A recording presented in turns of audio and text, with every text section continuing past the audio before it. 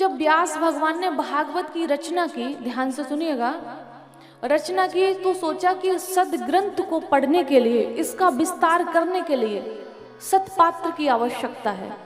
तो सतपात्र कौन है? बोला हमारा बेटा। अब बेटा तो वन में चला गया, आएगा कैसे?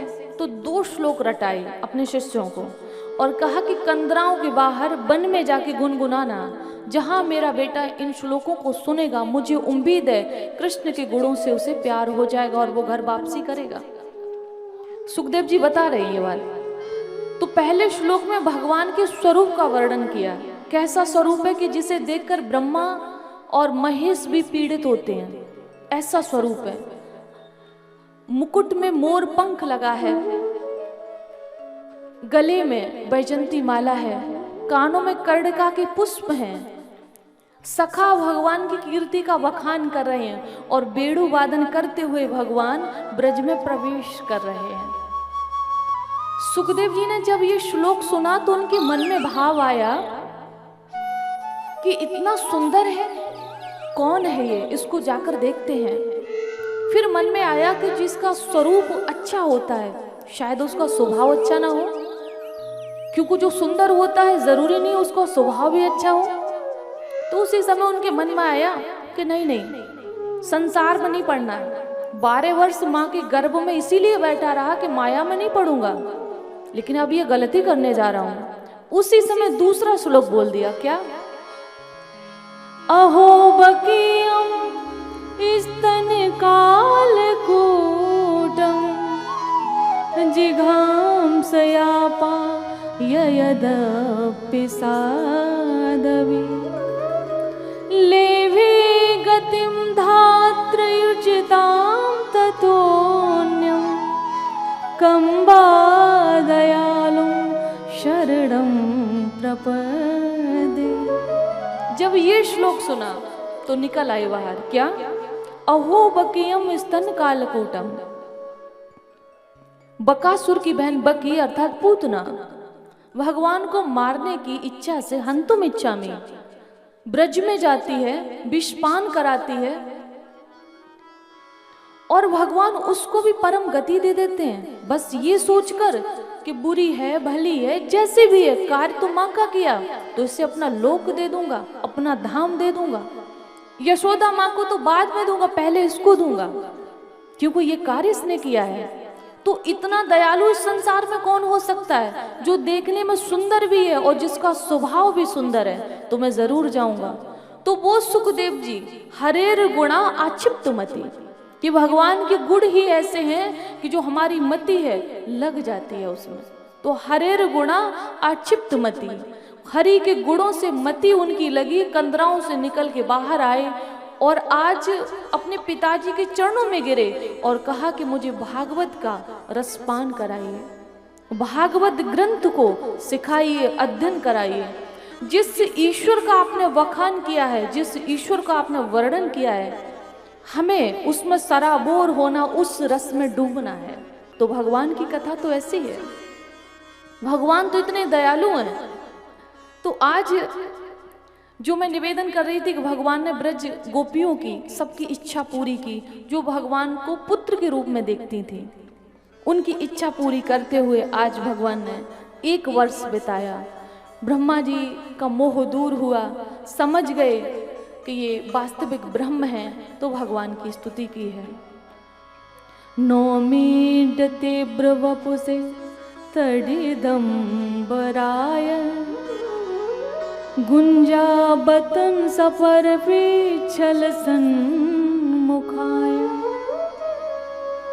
वन्यस्त्रजे कवल वेत्र विषाण वेणु लक्ष्मो स्त्रिये मृदुपदे पशुपांग जाय। भगवान के स्वरूप का वर्णन कर रहे हैं और एक श्लोक मुझे इतना प्रिय है, तत्तेनुकंपां सुसमीक्षमाणो भुञ्जानैवात्मकृतं विपाकम् हृद्वाग्वपुर्भिर्विदधन् नमस्ते जीवे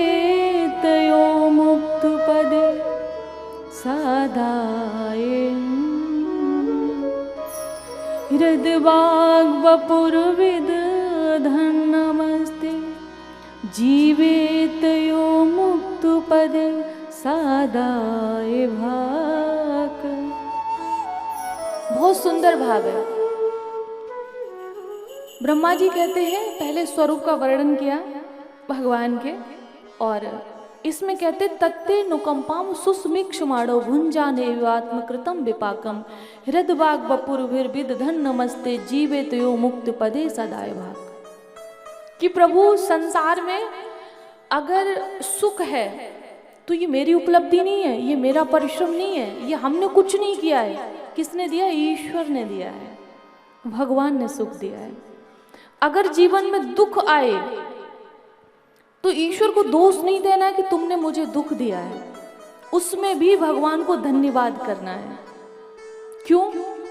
बहुत बार निवेदन किया, जब दुख आता है तो हमारे पाप कटते हैं, और पाप तो हमसे बनते ही बनते हैं, तो दुख आना भी जरूरी है। उससे दो कार्य होते हैं, एक तो हमारे पाप कटते हैं, और दूसरा दुख आने से हम ईश्वर का स्मरण करते हैं, उनको याद करते हैं, उनका नाम लेते हैं, हम भक्ति करते हैं। सुख में सुमिरन सब करें, दुख में करे न कोई। कबीरदास जी कहते हैं, सुख में दुख में सुमिरन सब करे, दुख में करे न कोई। जो सुख में सुमिरन करे, दुख काहे को होय। अगर हम सुख में सुमिरन करें तो दुख आएगा नहीं, और आएगा तो उसका ताप सताएगा नहीं। अगर आएगा भी तो ताप सताएगा नहीं। मेरे जीवन के भी कुछ अनुभव हैं कि मेरे जीवन में भी कुछ चीजें ऐसी हुई जिससे मुझे लगा कि बाहर जाना मुश्किल है, लेकिन सच पूछो तो मुझे पता ही नहीं चला कि मैं बाहर कब निकल गई, पता ही नहीं चला। तो जो भगवान की शरणागत होता है, भगवान उसको बाहर निकाल देते हैं। पांडवों के जीवन में कितने कष्ट आए, बड़े आश्चर्य की बात है। 100 कौरवों में एक भी नहीं बचा। वो भी वेदांती थे, वो भी वेद पाठी थे, वो भी शस्त्रधारी थे, वो भी ताकतवर थे, उनके साथ भी लोगों का कारवां था। ऐसा नहीं कि वो कोई कमजोर थे, नहीं, सब कुछ था उनके पास। जो पांडवों के पास था वो उनके पास भी था, बस क्या नहीं था? धर्म नहीं था। धर्म पांडवों के पास था। रावण कितना बलशाली था बताइए, 4 वेदों का ज्ञाता, शिवजी का भक्त, सोने की लंका, अनगिनत पुत्र पौत्र, निशाचरों की पूरी सेना, सब कुछ था उसके पास। उसने कुबेर की नगरी को ही छीन लिया, कुबेर का भंडारी छीन लिया। इतना बड़ा बलशाली। सुनने में तो ये भी आता है कि कैलाश पर्वत को ही उठा लिया, सुनने में तो यही आता है। उसने काल को पाटी से बांध लिया, ब्रह्मा जी को नियुक्त किया, तुम वेद पढ़ोगे। इतना बड़ा बलशाली। परिणाम क्या हुआ सबको पता है। क्यों हुआ? उसके पास सब कुछ था, धर्म नहीं था। और धर्म के विरुद्ध चलने वाला व्यक्ति तो विनाश को प्राप्त हो ही जाता है। बोली वृंदावन बिहारी लाल